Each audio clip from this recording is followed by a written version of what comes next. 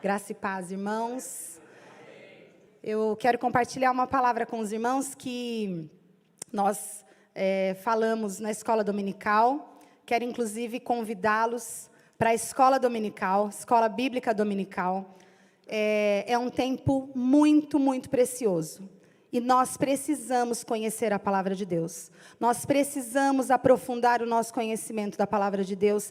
E quando nós estamos juntos aqui estudando a palavra de Deus, nós somos muito edificados. E isso nos fortalece, amém?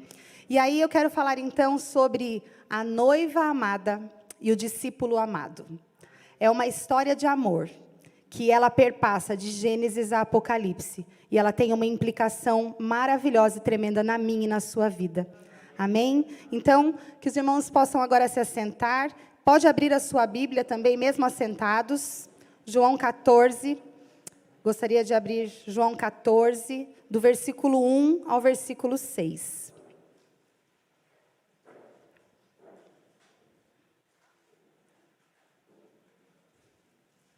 Amém? Os irmãos que trouxeram Bíblia, use a Bíblia. Os irmãos que não trouxeram, pode acompanhar aqui no telão. A palavra de Deus diz assim, o título começa, Jesus conforta os discípulos. E no versículo 1 do Evangelho segundo João diz, não se turbe o vosso coração, credes em Deus, credes também em mim. Na casa de meu pai há muitas moradas, se assim não fora, eu vos teria dito, pois vou preparar-vos lugar. E quando eu for e vos preparar lugar, voltarei e vos receberei para mim mesmo, para que onde eu estou, estejais vós também. E vós sabeis o caminho para onde eu vou. E aí, então, Tomé perguntou para Jesus, não sabemos para onde vais, como saber o caminho? E Jesus respondeu no versículo 6, eu sou o caminho, a verdade e a vida. Ninguém vem ao Pai senão por mim. Amém, irmãos? Nesse texto do Evangelho de Jesus Cristo, segundo João, ele está falando ali sobre casamento com os discípulos. E aí você pode me perguntar, mas como que a gente pode saber disso?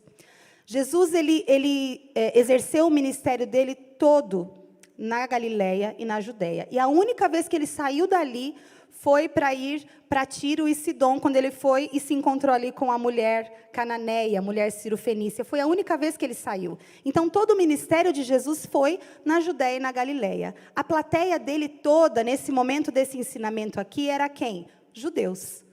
E todo judeu sabia que ele estava falando de casamento. Meu irmão, eu quero contar para você como funciona o casamento no costume judeu. Ele funciona em duas etapas. Então, começa que quem toma a frente do casamento é o pai do noivo. Começa assim.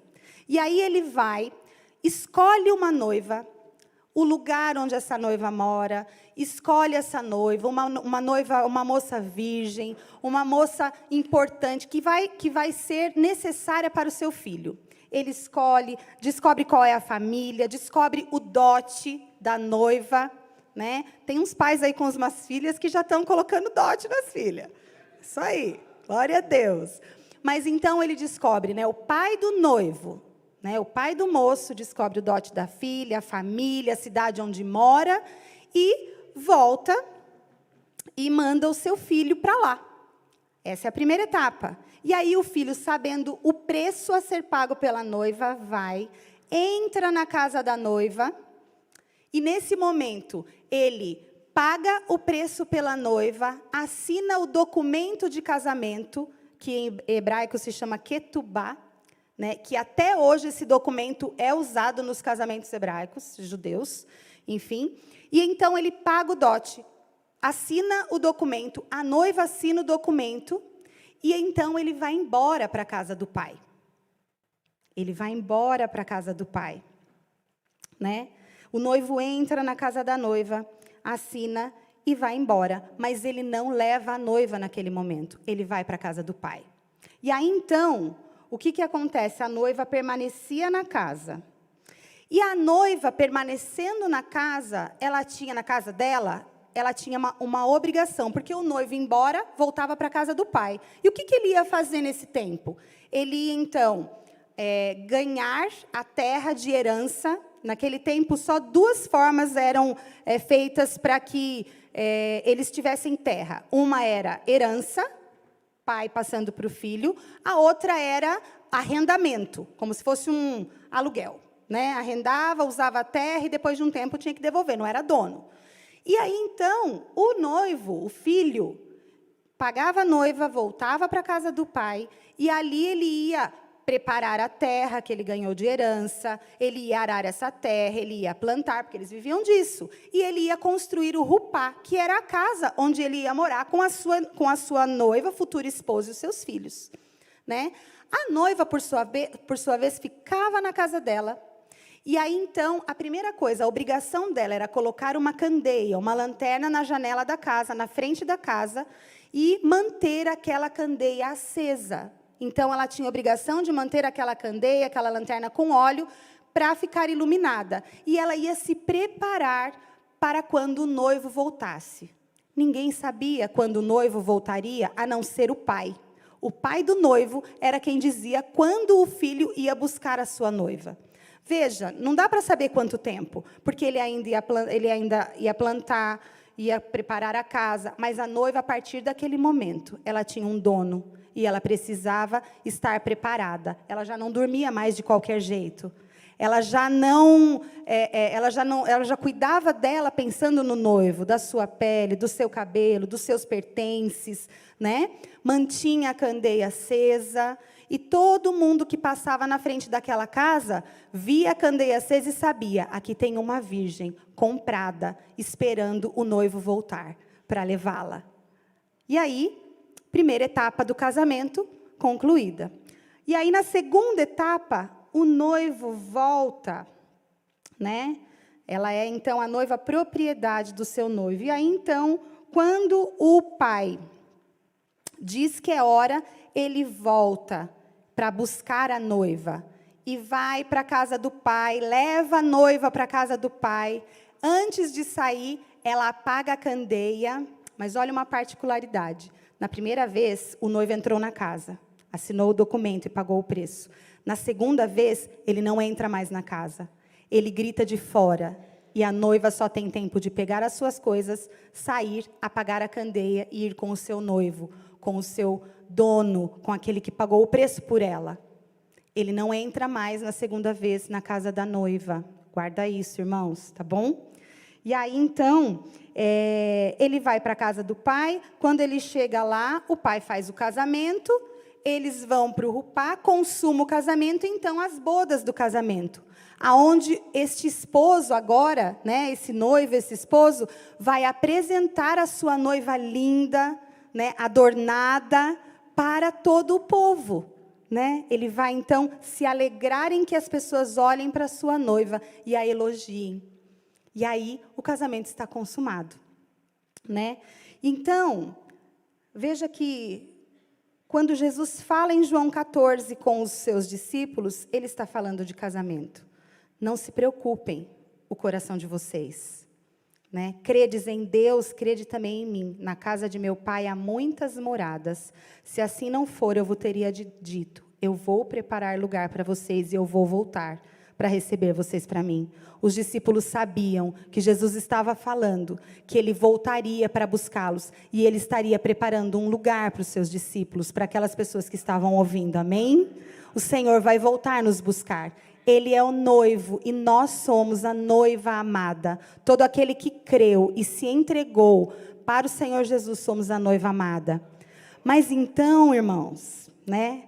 Desde que Deus criou o universo, e aí a gente vê essa história de Gênesis e Apocalipse. Desde que Deus criou o universo, Deus separou um planeta no meio do universo. Planeta Terra, planeta azul, né? E aí, porque ele sempre teve um plano, um propósito para esse planeta, de colocar ali a humanidade, as pessoas, porque dali ele iria tirar a noiva para o seu filho. Vamos abrir lá no Salmo 115, 16, porque Deus deu a terra ao homem. Deus criou o planeta para o homem, para mim e para você. Salmo 115, 16.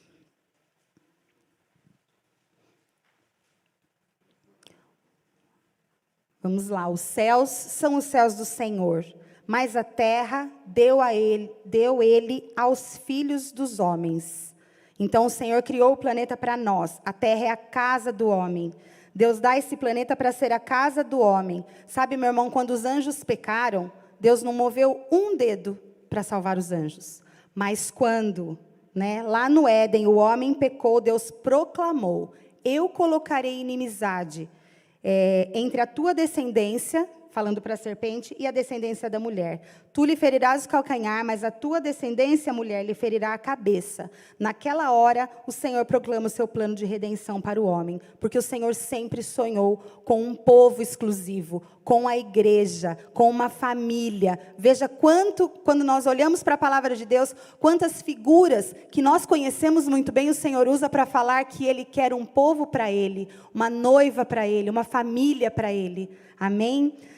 E lá em Gálatas 4:4, não precisa abrir, diz assim, só você que está anotando aí a palavra e quiser anotar: vindo, porém, a plenitude do tempo, Deus enviou o seu filho nascido de mulher, nascido sob a lei. O Senhor tinha um plano de enviar o seu filho, e ele foi falando desse plano por toda a história. Nós vemos a figura e profetas dizendo a respeito de Jesus em toda a história no Antigo Testamento. Mas na plenitude do tempo, quando o tempo se cumpriu, quando o Pai disse, é a hora, vai lá, entra na casa da noiva e busque, paga o preço pela noiva, então Jesus nasceu de mulher. Deus envia o seu filho, ele entra na casa da noiva, que é o planeta Terra, ele entra pela porta da frente, ele nasce, o nascimento físico, ele é tecido dentro do corpo da mulher e nasce. Quando Jesus Cristo nasce, era Deus no corpo de homem. Por isso que quando Paulo fala a respeito, ele diz que o Senhor Jesus, ele é Deus visível, ele é Deus palpável, ele é Deus possível. Ele é o resplendor de toda a criação, meu irmão. Nele, em Cristo Jesus, todas as coisas foram criadas. Você quer ver Deus? Olhe para Jesus. Porque lá em Hebreus diz que ele é a expressão exata de Deus Pai. Jesus Cristo é a expressão exata de Deus Pai. Amém? Glória a Deus. E aí então nós vamos discorrer sobre essa história de amor e há uma implicação para nós. E eu quero dividir isso em 3 temas. Primeiro, eu quero falar sobre o preço da noiva. Depois, eu quero falar sobre a responsabilidade, a função da noiva enquanto espera. E depois eu quero falar do discípulo amado. Eu e você precisamos saber que nós somos parte da igreja, mas há uma implicação na nossa vida pessoal, que também diz respeito ao corpo, à igreja. Então vamos para o preço, vamos saber e entender e lembrar, porque esta palavra, meu irmão, ela precisa, eu creio, no meu coração, e a minha oração é que o Senhor Jesus, ele revele no teu coração essas verdades, que muitas vezes nós vemos tantas vezes, mas não nos apropriamos dela. Então vamos lá, o preço. Jesus vem, ele entra na casa da noiva, para pagar o preço da noiva, para assinar o ketubá. E nós sabemos que o preço da noiva é a sua própria vida. E nós sabemos o quanto foi difícil. Quando Jesus ele fez lá a última ceia, a última Páscoa com os seus discípulos, ele sai, vai com os seus discípulos num lugar preparado, ali ele faz a ceia, e todo judeu sabia, assim como nós conhecemos a festa de aniversário, ninguém explica para uma criança como que é uma festa de aniversário, ele sabe que vai ter brigadeiro, que vai ter bolo. Os judeus sabiam desde pequeno como que era a festa da Páscoa. A passagem. Então, eles sabiam que tinha lá as ervas amargas, os pães asmos e as 4 taças.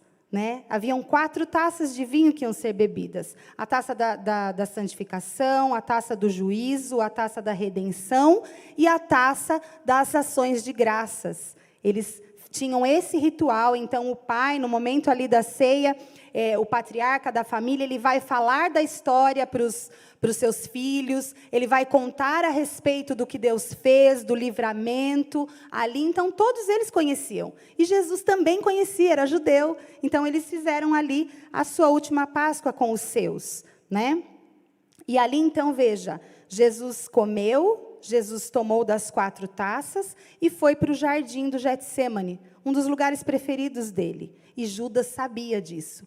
Por isso que, então, quando Judas foi ali para entregar Jesus, né, ele sabia onde encontrar Jesus. E ali, então, nós vemos que Jesus ia pagar o preço, né? E naquele jardim, ele passou pela primeira agonia. E quando ele foi orar, ali no Getsêmani, 3 vezes ele fez a mesma oração. Pai, se for possível, afasta de mim esse cálice. Contanto não seja feita a minha vontade, mas sim a tua vontade. Jesus ia pagar o preço. Mas que cálice é esse que ele ia beber? Né? Alguns dizem que era o sofrimento físico da cruz, né? Mas não era. Porque Deus mandou Jesus com o objetivo da cruz. Quando Pedro tentou dissuadi-lo da cruz, ele falou, arreda-te, Satanás. Né? Porque ele sabia que, Satanás sabia, e ele queria que Jesus não fosse para a cruz. Porque a cruz era o ultimato da derrota de Satanás. Então ele não queria. Mas Jesus desde sempre sabia. Lá em Lucas 9, 22... os irmãos vão colocar aqui no telão para a gente ganhar tempo. Fala assim, dizendo, em Lucas 9, 22, é necessário que o Filho do Homem sofra muitas coisas, seja rejeitado pelos anciãos, pelos principais sacerdotes e pelos escribas, seja morto e no 3º dia ressuscite. Jesus sabia que ele ia passar para a cruz. Ele veio por causa da cruz, ele veio para pagar o preço da noiva, o meu e o seu preço. E era preço de sangue, era preço de alguém que nunca pecou, né? Sangue de alguém que nunca pecou. Será que alguns também diziam que esse cálice era o cálice do sofrimento emocional, da humilhação que Jesus ia passar, que talvez ele não quisesse passar? Veja, Jesus, ele lá depois passou pela Páscoa, passou pela ceia, estava ali no Getsêmani, e aí então ele foi preso. Levaram ele para a casa de Anás, sogro de Caifás. Depois da casa do sumo sacerdote, Anás manda para Caifás, depois ele vai para Pilatos, de Pilatos para Herodes, de Herodes volta para Pilatos, tudo isso debaixo de pontapés, tudo isso debaixo de socos, né, e empurrões, aos tapas, em meio às quedas. Meu irmão, você acha que algum soldado ali perguntou, ei, Nazareno, será que você precisa ir ao banheiro? Ele tinha acabado de comer. Tomou as 4 taças. Era necessário, meu irmão, que tudo fosse feito ali, para que a humilhação dele fosse completa. E quando chega a hora de crucificá-lo, Jesus estava tão arruinado, que tiveram medo de que ele não sobrevivesse à cruz. Era necessário que ele fosse para a cruz vivo. Será que foi esse o cálice que ele não quis beber? Todo tempo ele olhava para o Pai. Qual, então, era o cálice que ele não queria beber? Porque não foi o sofrimento físico, também não foi a humilhação. Ele sabia que ia passar por tudo isso. Mas aí, quando nós vamos lá para Gênesis 1, de 1 a 4, vamos lá? Diz assim, Gênesis 1, de 1 a 4. No princípio, criou Deus os céus e a terra. A terra, porém, estava sem forma e vazia, e havia trevas sobre a face do abismo, e o Espírito de Deus pairava sobre as águas. Disse Deus, haja luz, e houve luz. E viu Deus que a luz era boa, e fez separação entre a luz e as trevas. Luz separada de trevas, meu irmão, é ordem que sai da boca de Deus. Lá em 1 João 1,5 diz assim, ora, a mensagem que da parte dele temos ouvido e vos anunciamos é esta, que Deus é luz e nele não há treva alguma. Pecado é treva. E quando Jesus foi para a cruz, né, ainda que ele estivesse olhando para o Pai todo o tempo, chega a hora em que voluntariamente ele tinha que beber o cálice da maldição. Ele tinha que tomar sobre ele todo o pecado. Né? Ele tinha que tomar para dentro dele tudo que causou a morte do homem, porque somente com a morte de Cristo Jesus o pecado ia ser pago. A palavra de Deus diz que sem derramamento de sangue não tem perdão de pecado, não tem remissão de pecado. Então, naquele momento, meu irmão, ele tomou sobre ele todo o pecado, ele se tornou o pior dos pecadores, ele tomou todo o pecado da noiva. Ele pagou o preço. E naquele momento, então, ele passa a ser trevas. Mas Deus é luz. E houve, então, separação. Porque Deus tinha ordenado separação entre luz e trevas. Então, Jesus ficou pela primeira vez na história separado do Pai. A Trindade, naquele momento, passou a ser somente Deus e o Espírito Santo. Porque o Filho carregava o meu e o seu pecado. Foi a morte substitutiva de Jesus na cruz, né? Como nós vimos hoje na escola dominical, a morte expiatória era a minha morte. Mas ele tomou sobre si, a palavra de Deus diz. Ele estava separado do Pai como nós estávamos, ou talvez você ainda esteja. Existe aqui uma ordenança, meu irmão. Luz não se mistura com trevas.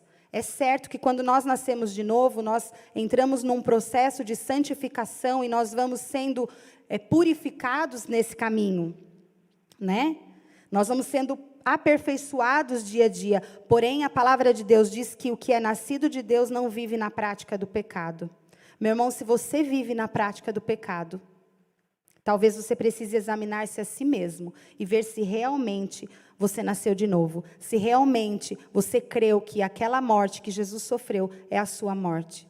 Nós precisamos nos examinar, sabe? Porque pecado continua sendo pecado, ainda que a cultura do mundo diga que não. Sonegar imposto continua sendo pecado. Tirar vantagem em cima dos outros continua sendo pecado. Se relacionar de forma sexual com o namorado, a namorada ou o noivo, ainda que você esteja de casamento marcado ou tenha certeza de que vai se casar, continua sendo pecado. O pecado para nós precisa ser um acidente, ele não pode ser um encontro marcado. Então nós precisamos levar a sério porque o preço foi pago, preço de sangue, amém? Precisamos parar com essas desculpas gospel de que a carne é fraca, né?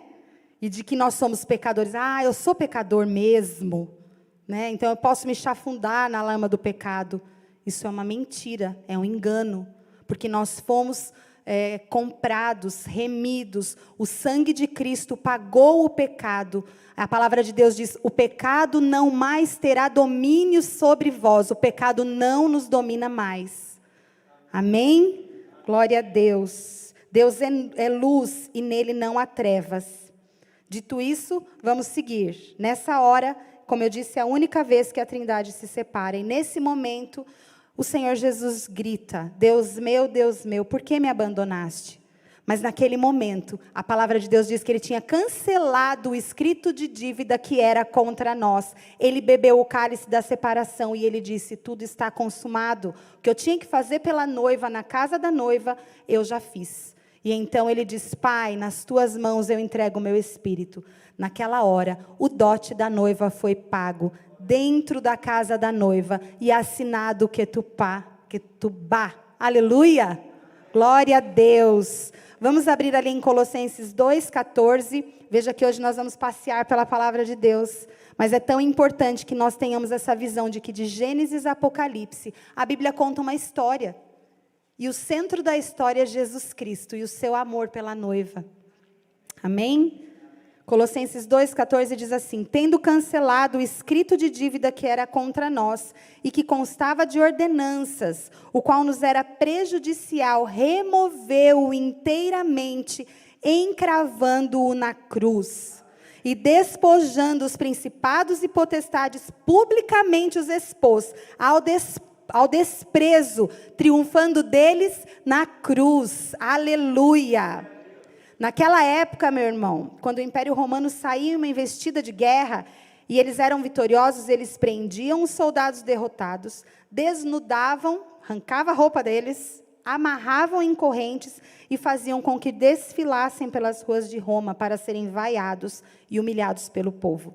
É isso que Paulo diz nesse versículo, que Jesus na cruz, ele cancelou a promissória, ele cancelou a dívida, o escrito de dívida que era contra mim e contra a sua vida. Foi isso que Jesus fez, ele pagou o preço da noiva, publicamente, entre céus e terra. Aleluia! E quando ele triunfou, ele assinou o Ketubá. Mas a noiva também assina. E você pode me perguntar, quando é que eu assino esse Ketubá?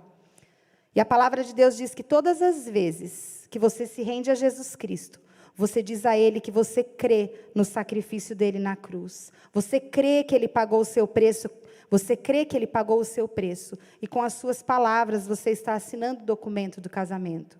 Meu irmão, a palavra de Deus diz assim, que pelas tuas palavras será salvo, e pelas tuas palavras será condenado, porque a vida e a morte estão no poder da língua. Se com o teu coração você crê, e com a tua boca confessares que Jesus Cristo ressuscitou dentre os mortos, será salvo. Porque com o coração se crê para a justiça, mas com a boca se confessa para a salvação. Amém? Nós precisamos declarar aquilo que nós cremos. E crer não é acreditar. Porque acreditar é dar crédito, passa pelo nosso intelecto. Crer, meu irmão, é confiar. Crer é confiar. Quem crê, descansa naquilo que o noivo está fazendo e naquilo que o pai está fazendo. Quem crê não se turba o coração. Ainda que como nós somos humanos e temos aqui as nossas emoções, em algum momento nós vamos sim ficar preocupados, nós vamos sim ser abalados nas nossas emoções. Mas nós não vamos permanecer nesse lugar, porque nós cremos, a nossa esperança está em Cristo, a nossa esperança está em que Ele vai voltar nos buscar, Ele disse, e eu confio, amém? Glória a Deus.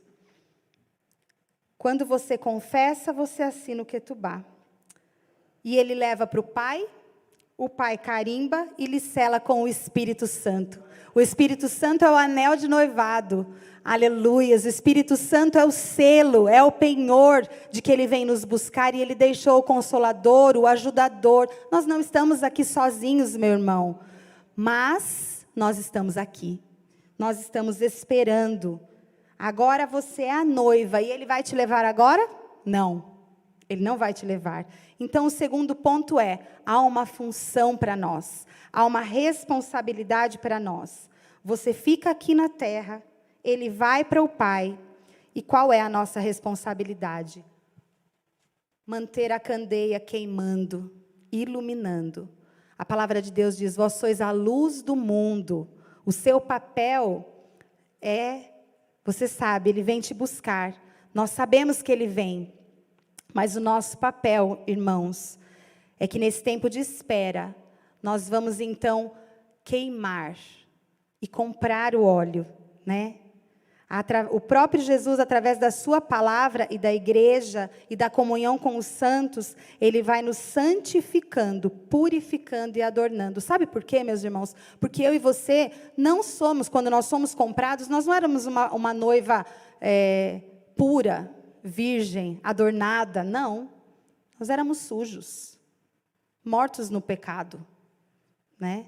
Não havia nada de bom em nós. O Senhor nos amou e nos escolheu, porque Ele amou e nos escolheu. Amém? Mas, quando Ele nos compra, com o seu sangue Ele nos lava, e Ele vai então nos purificando, nos santificando, através da sua palavra, através do teu Espírito, através do corpo de Cristo, da igreja e da comunhão com os santos. Né? Quando nós nos entregamos, o Senhor vai então nos purificando. Lá em Efésios 5, 25 e 26, diz assim, quando Paulo está ali falando, ele faz então uma comparação com o casamento. Eu creio, na verdade, que o casamento é que veio por causa daquilo que Deus fez em Cristo Jesus pela igreja, né? Maridos, amai vossa mulher, como também Cristo amou a igreja e a si mesmo se entregou por ela, para que a santificasse, tendo-a purificado por meio da lavagem de água pela palavra. Ele se entregou pela igreja, Ele se entregou por nós, e então Ele nos santifica, nos purifica, para nos apresentar igreja para Ele mesmo. Então é Ele quem nos compra, é Ele quem nos santifica, é Ele quem nos purifica, para que Ele mesmo nos apresente no dia das bodas para Ele mesmo. Para que Ele seja glorificado, amém? Que o Senhor revele isso no seu coração, né? E aí então, o Senhor diz lá em Eclesiastes, em todo tempo estejam alvas as tuas vestes, e nunca falte óleo sobre a tua cabeça.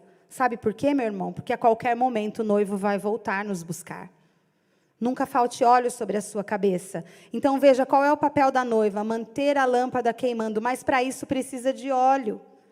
E lá em Mateus 25, vocês conhecem a história, e se não eu vou deixar aqui o desafio para vocês lerem. Mateus 25 fala sobre a parábola das 10 virgens. Né? E vocês sabem, haviam 10 virgens, 5 eram prudentes, 5 eram tolas. Né? Todas elas tinham a lâmpada, porém o noivo demorou, elas dormiram. Quando elas ouviram chamar, não é? 5 estavam com a lâmpada apagada, 5 tinha óleo. E aí as tolas que não tinham levado óleo suficiente falaram, dá para nós, divide com a gente o óleo. E aí, no versículo 9 diz assim, as prudentes responderam, não, para que não nos falte a nós e a vós outras, e diante aos que o vendem e comprai-o. Meu irmão, nós precisamos, é minha responsabilidade, comprar óleo. É minha responsabilidade comprar óleo. E quando a palavra de Deus fala de óleo, fala do Espírito Santo. E aí, em Isaías 55:1, fala assim, ó. Deixa eu ver se esse texto tem. Tem. A todos vós, os que tendes sede, vinde às águas, e vós, os que não tendes dinheiro, vinde. Comprai e comei. Sim, vinde, comprai sem dinheiro e sem preço, vinho e leite. Vinde comprai, é tempo de nós irmos até o Senhor, que é dono de todas as coisas, e comprar dele vinho e leite. Ou seja, comprar dele aquilo que sacia a nossa sede e aquilo que mata a nossa fome de forma espiritual. Este é o tempo de comprar óleo. Este é o tempo de ter óleo suficiente. Não dá para ficar brincando, não dá para ficar dormindo, não dá para ficar distraído com as coisas desse mundo. Esse é o tempo, vinde e comprai, sem dinheiro, de graça, pela graça. É o tempo de comprar, é minha responsabilidade pessoal, é minha busca pessoal. Veja, estamos falando de igreja, de noiva, mas há uma implicação pessoal, eu preciso buscar. E aí nós podemos falar das disciplinas espirituais, oração, leitura da palavra, escola bíblica dominical, jejum, culto de quarta, culto de domingo, célula, comunhão com a igreja. Não dá para buscar óleo sozinho em casa, meu irmão. Se você está em casa e está nos vendo e nos ouvindo porque você está enfermo, que o Senhor te cure e você possa voltar. Mas se você está em casa, porque de alguma forma você está confortável dentro da sua casa e não está se relacionando, você está ficando fraco, sem óleo e sem o Espírito Santo, porque o Espírito Santo se manifesta. Sim, é importante na nossa casa, mas é aqui que o Senhor ordena a sua bênção. É no meio do povo de Deus, é na igreja. Amém? Amém. Então nós precisamos buscar estar com o noivo, se relacionar com ele, conhecê-lo e prosseguir em conhecê-lo. E aí eu queria rapidinho passar por Cantares 5, 2-7, que é um texto que fala muito comigo, né? E ali nós vemos figura também da igreja de Cristo, quando Salomão está falando ali a respeito da sunamita, a mulher que ele amava. E aí, Cantares 5, 2-7 diz assim, eu dormia, a noiva falando, né? A esposa, no caso. Mas o meu coração velava. Eis a voz do meu amado que está batendo.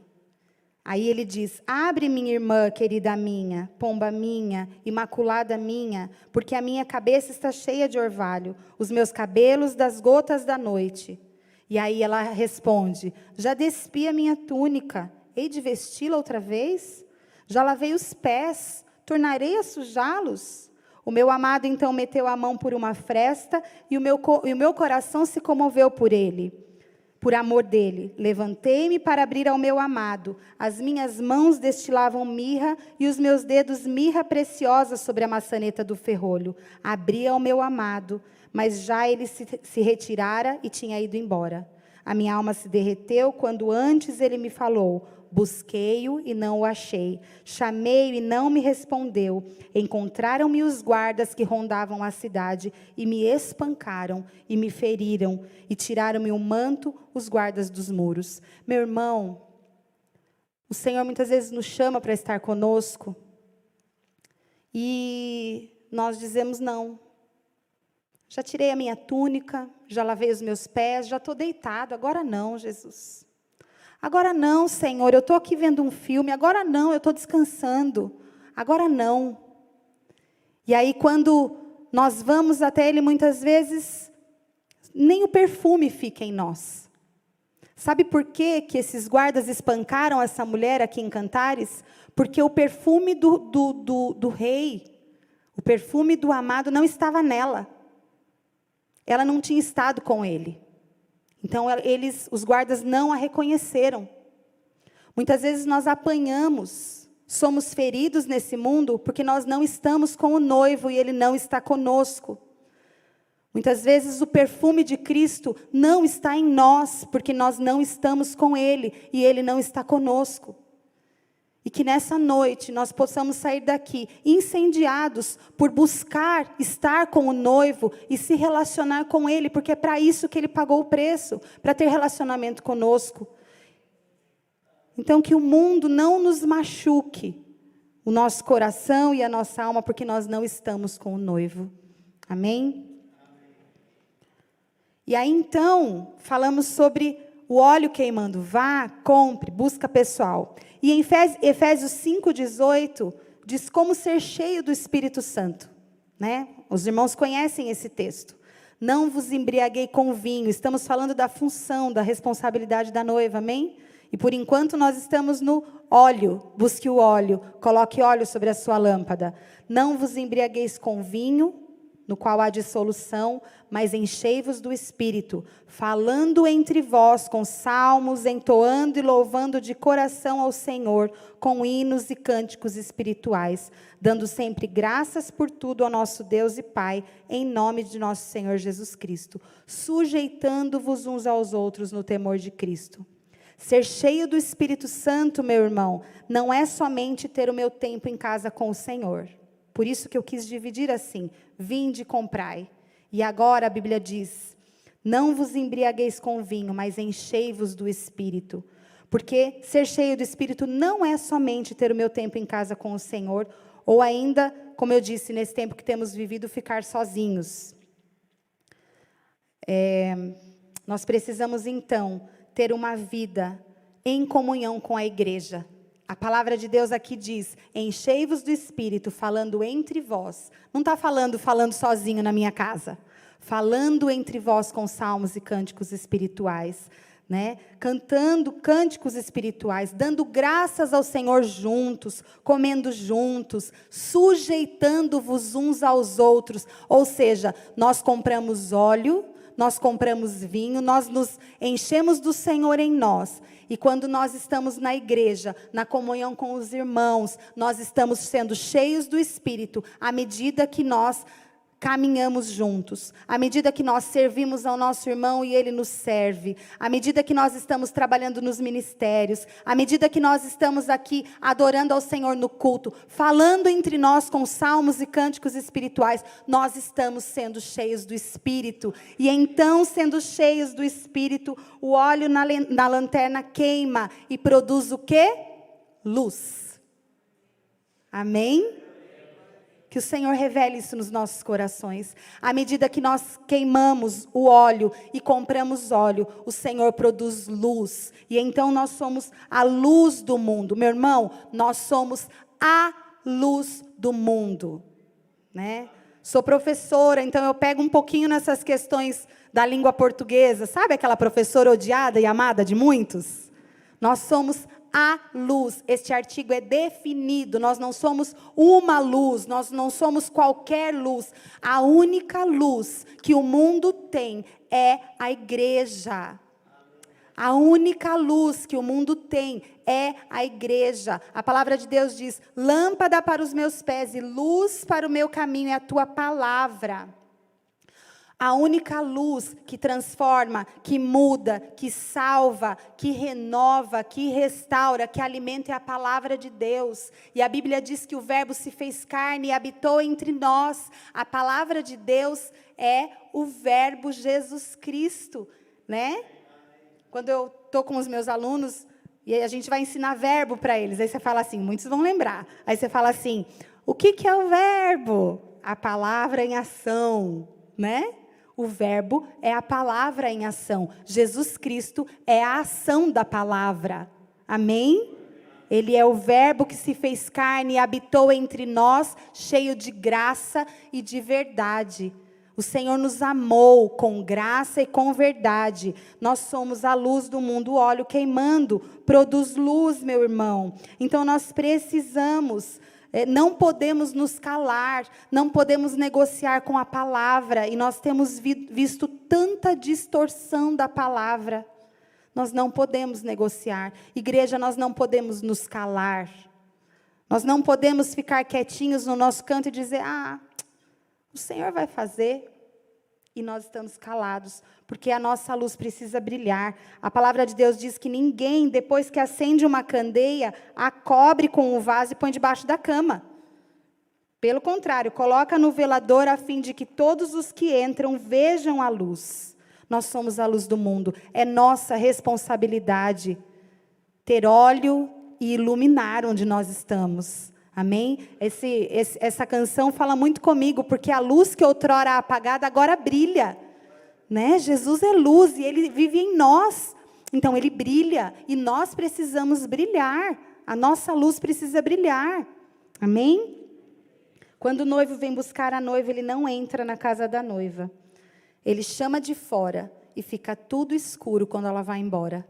Meu irmão, nós somos a luz, mas um dia nós não vamos estar mais aqui. É tempo de brilhar. E aí, em 1 Tessalonicenses 4, 16 e 17, diz o seguinte. 1 Tessalonicenses 4, versículo 16 e 17, nós já estamos indo para o final. O noivo vai voltar e nos buscar, e quando ele vier, ele não pisa mais nessa terra. E a palavra de Deus diz assim, porquanto o Senhor mesmo, dado a sua palavra de ordem, ouvido a voz do arcanjo e ressoada a trombeta de Deus, descerá dos céus e os mortos em Cristo ressuscitarão primeiro. Depois, nós, os vivos, os que ficarmos, seremos arrebatados juntamente com Ele, entre as nuvens, para o encontro do Senhor nos ares, e assim estaremos para sempre com o Senhor. Aleluia! Esta é a nossa esperança, esta é a vitória que vence o mundo, a nossa fé. Se há uma esperança, se há uma vitória, é de que um dia o Senhor vem nos buscar, amém? E nós vamos estar preparados, porque o Senhor tem nos adornado com o seu Espírito Santo, tem nos revestido com linhos de justiça, porque nós somos justificados em Cristo Jesus. Amém? Só que para nós sermos igreja e cumprir o nosso papel na igreja, é preciso saber quem nós somos enquanto indivíduos. E aí eu quero entrar na terceira e última parte, o discípulo amado. Se nós olharmos, nós permeamos aí essa mensagem com o texto de João, né? E aí, então, como nós vivemos enquanto indivíduos, reflete no corpo, na igreja. Meu irmão, tudo que eu faço, de bom ou de ruim, na minha vida pessoal, reflete na igreja. Reflete no corpo. Nós precisamos ganhar esta visão coletiva. Tudo que eu faço, reflete na igreja. Se eu tenho vida de pecado, reflete na igreja. Há uma manchinha no vestido da noiva, muitas vezes por causa de mim. E eu preciso ter essa consciência. Ver como é sério. Ver como é algo que nós precisamos temer, porque nós fomos comprados, nós pertencemos ao Senhor. Desde o início da história, o Senhor nos chamou e nos escolheu e nos comprou para que nós possamos ir, cheios do Espírito Santo, e pregar o Evangelho e batizá-los. Né? É uma alegria. Vi uma festa aqui na semana passada, porque pequeninos estavam sendo batizados. Espiritualmente falando, aquelas pessoas tinham acabado de nascer de novo. Creram, entregaram a sua vida para Jesus. E nós precisamos, então, nos comprometer com eles. Né? E aí, então, há essa implicação na nossa vida, como indivíduos, reflete. Nós somos amados por Deus, nós somos a igreja, a noiva amada, por quem Jesus pagou um alto preço. Mas eu quero falar algo aqui, um ponto muito importante, sobre identidade. De nada vale o amor de Deus, meu irmão, se eu não me apropriar desse amor, se eu não tomar posse desse amor. E para falar um pouquinho disso, eu quero falar do discípulo amado, que é João, né? Quando você olha lá o livro de João, e aí eu vou deixar esse desafio também na semana, lê João. E aí, a partir do capítulo 13 até o capítulo 21, nos momentos importantes da história de Jesus, você vê João se referindo a ele mesmo como discípulo amado, né? Estava ele lá, então, na última ceia, e aí Jesus vai revelar sobre o traidor. Lá está João meio que encostado ali no peito de Jesus. Os discípulos olham para ele e falam, pergunta quem é. E ele pergunta, e ele fala, e o discípulo a quem Jesus amava perguntou. É João que está escrevendo o Evangelho. E quando você vai olhar na história, é João mesmo. E ali, ele se referia a ele mesmo como discípulo amado. Aí, daqui a pouco, você vai olhar lá na crucificação, Jesus está na cruz e está lá quem? Do lado de Maria? João. Pedro tinha negado, os outros tinham, né? Estavam com medo, mas João estava ali do lado de Maria, a mãe de Jesus. E então, ele se refere a ele de novo como ao discípulo que Jesus amava. E Jesus fala, olha, está aí sua mãe, está aí seu filho, cuida dela para mim. Como se Jesus tivesse dito isso. E aí vem o quê? Ressurreição. Aí vai Madalena, vê que o sepulcro está vazio, vai lá e fala para os discípulos. Lá sai correndo, Pedro e João.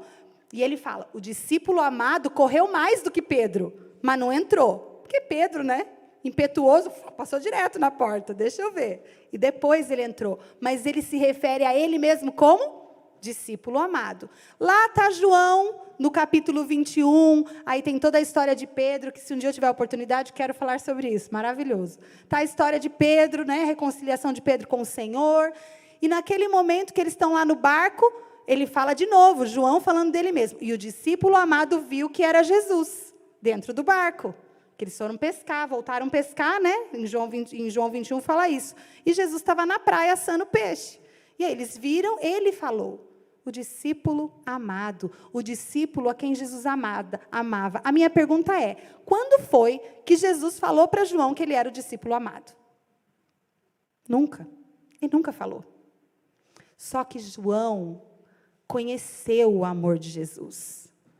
João tomou posse do amor de Jesus. Tanto que o discípulo que mais fala do amor de Jesus é João. João revela coisas no Evangelho que nenhum outro revelou. Fala do Consolador, fala sobre a alegria, fala desse momento quando Jesus diz, não se turbe o vosso coração, fala da oração sacerdotal. Não tem isso em Mateus e Marcos e Lucas. É em João, porque João se apropriou, tomou posse do amor de Deus que estava em Cristo Jesus. E então ele podia falar sobre esse amor. João começou a vida, a caminhada com Jesus, como um dos filhos do trovão, impetuoso. Saíram da cidade, parece que eles não quiseram muito dar atenção para eles. Falou, Jesus, manda fogo. Quer que a gente ore para Deus mandar fogo do céu e destruir essa cidade? Filho do trovão, impetuoso, né? Mas na caminhada de João, ele foi sendo transformado pelo amor de Deus. Ele cria, ele confiava que ele era amado, a ponto de ele mesmo chamar-se de discípulo amado.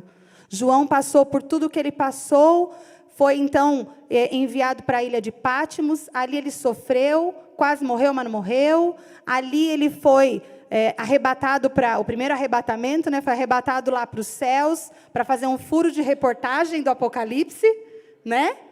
E ali, naquele momento, ele viveu todas essas coisas e foi sendo transformado pelo amor de Deus que estava em Cristo Jesus. Jesus Cristo é a personificação do amor de Deus. Amém? E ele foi sendo transformado a ponto de que quando ele estava terminando a vida, muito mais do que os seus 90 anos, ele volta para Éfeso, a história conta, isso não está na Bíblia, ele volta para Éfeso, e ali ele continuou seguindo o seu ministério, era bispo ali da igreja, e bem velhinho, ele era levado, carregado para a igreja, até a sua morte.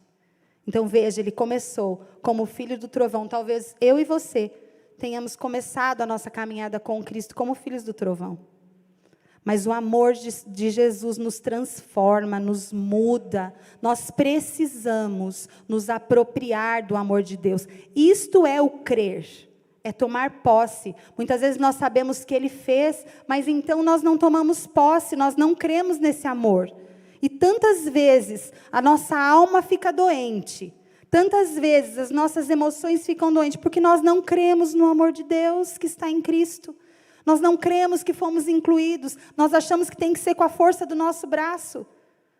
A palavra de Deus diz, pela graça sois salvos. Isso não vem de vós, é dom de Deus. Fomos salvos pela graça, pelo amor de Deus. E então nós respondemos a esse amor. Amém? Nós precisamos saber que nós somos amados. Nessa noite que você possa ter revelação do alto, meu irmão, que você é amado incondicionalmente.